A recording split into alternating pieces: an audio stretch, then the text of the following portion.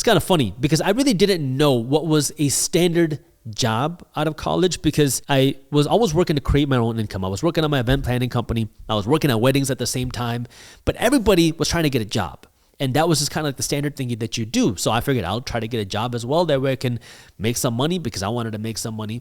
And I remember trying to apply for some of these internships. And these were like business internships. I didn't have any business degree. All I had was my entrepreneurial experience. And I remember looking at it like $14 an hour for a college degree. And again, this is a while ago, but I'm not sure how much of it has really changed in the last 10 years. And it just didn't make sense to me. I wanted something a little bit different. Now, of course, it's not how much money you make, it's what you do with the money you make. But I was constantly focused on what can I do to grow my income?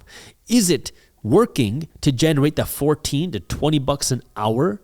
Or is it spending that time doing something else? Can I do something on my own to create more than 20 bucks an hour? And I knew that when I was hosting these parties, I was able to make $2,000 in a weekend, $2,000 on a Friday night if I was hosting the party on a Friday, sometimes $600 on a Saturday if I was working on a wedding, sometimes an additional $400 on a Sunday if I did some other gig. And so when I started doing the math, I was saying, you know what, maybe I could do something different where I don't have to necessarily work 40 hours a week to make $14, $15, $16 an hour. Maybe I can do something a little bit different. And again, it goes back to focusing on the income. Now, I went through a long process of trying to figure out which is the right business for me. I left the event planning industry because I hated working with clubs. I hated working in the industry. I don't drink. I'm not even into partying. For me, that was just what was accessible because I started working at weddings and I got to know a lot of the DJs, and that was the industry that I understood.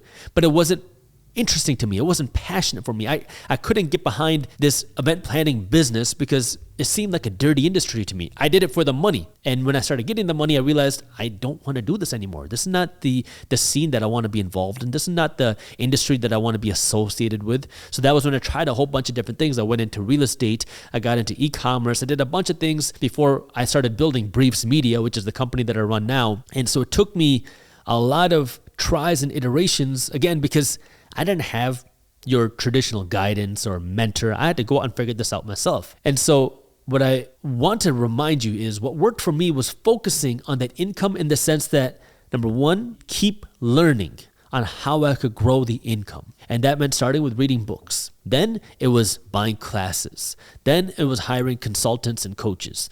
Books will cost you 10 to 25 bucks a book. Taking a class is going to cost you $200 to $2,500. Hiring consultants and coaches is going to cost you $5,000 to $500,000. Now, you don't got to go out and start spending hundreds of thousands of dollars on coaches yet, but start by reading books. Better yet, now you can start by watching YouTube videos. There are a lot of ways to grow your income. And if you are not an entrepreneur, that's okay. You don't got to be. You can start by figuring out how you can increase the salary that you have at your job. Because if you can increase your salary by $10,000 a year, that's a $10,000 bonus. But now it's what do you do with that money? And so now you got to start focusing on the income, because the income is what's going to allow you to have the money to grow your wealth.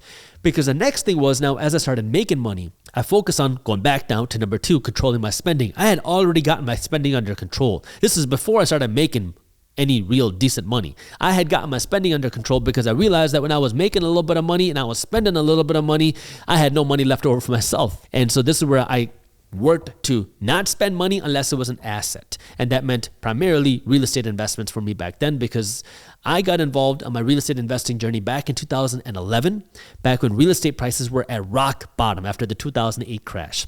I'm in Michigan, and Michigan was hit especially hard by the 2008 crash. I didn't realize how fortunate I was to get started in real estate back then until now, because I was just unfamiliar. That to me, $10,000 homes, $15,000 homes, and $25,000 homes were the standard, because that was the only thing that I had ever seen. I was 19, 20, 21, 22 years old looking at rental properties that were under $30,000 that were going to rent out for $1,000 a month. And to me, that was normal because I hadn't seen anything else. I was naive. I was uneducated, but that's how you learn. Now, I was very fortunate, but this is where, again, controlling the spending is just as important as controlling the income, because now I see it today. There's a lot of people that I know that make a lot of money. By a lot of money, I mean at least $250,000 a year that have nothing to show for it, because they don't know how to control the spending. They're making the income, they're controlling the income, but they have a whole bunch of nice things, they have a whole bunch of liabilities. But if they ever stopped working, or if they couldn't work, or if the business stopped coming in, they'd be left with a whole lot of liabilities and a lot of question marks on how they're going to make these payments. That's where you got to understand how you can control the spending while controlling the income at the same time. Now, it doesn't matter how much money you're making, you can start by controlling the spending. That's why with everything that I talk about controlling your spending first, because this is in your control regardless of where you are. And once you start doing this, that's where you want to start focusing now on how do you control the income. Whether you're working a job or whether you're creating your own income, how can you control your income? How can you scale your income? For me, that was working to create my own income, because that was something that was interesting to me, something that I was passionate about, and something that I really wanted to do. And along the journey, it was me figuring out what is the best way for me to scale my income. Because in my mind, starting a business meant I create my own job. That was all that I had seen. I see DJs that they are entrepreneurs. You go out and you can make a lot of money per gig. You just create your own job, because now you have this thing where I created something and I am the business. Where I see doctors who own their own clinics. I am the business. I go to work. I make a lot of money as a doctor who owns my own clinic, but I can't take a vacation, because if I take a vacation, now my business is closed. And this is what happens to a lot of people who get started on the entrepreneurial journey, is you don't really start and create a real business. You just create your own job.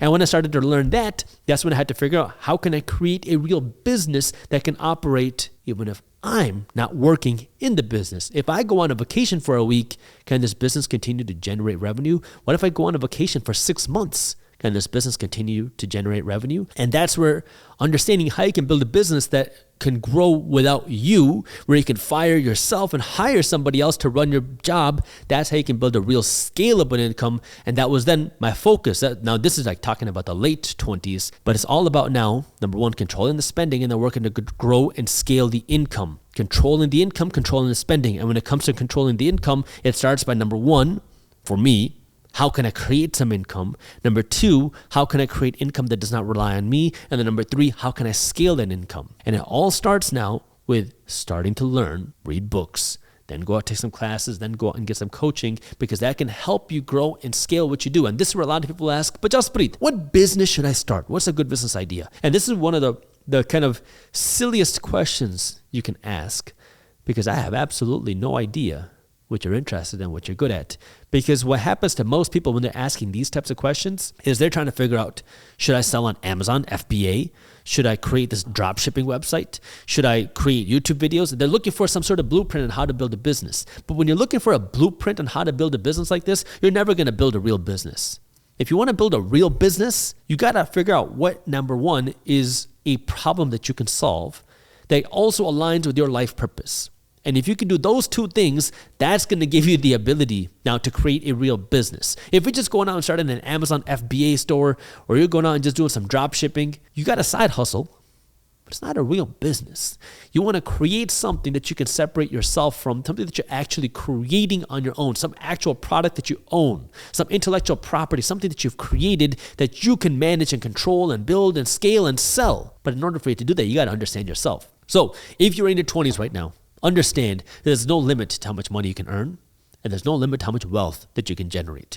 And it doesn't matter where you come from. If you enjoyed this short clip from my longer videos, here's another clip that I think you'll love. And while you're at it, if you're interested in learning more about how to start generating passive income, our team put together an amazing guide on how to start generating passive income for free. All you gotta do is click that button right over there. Thank you for watching, and as always, keep hustling.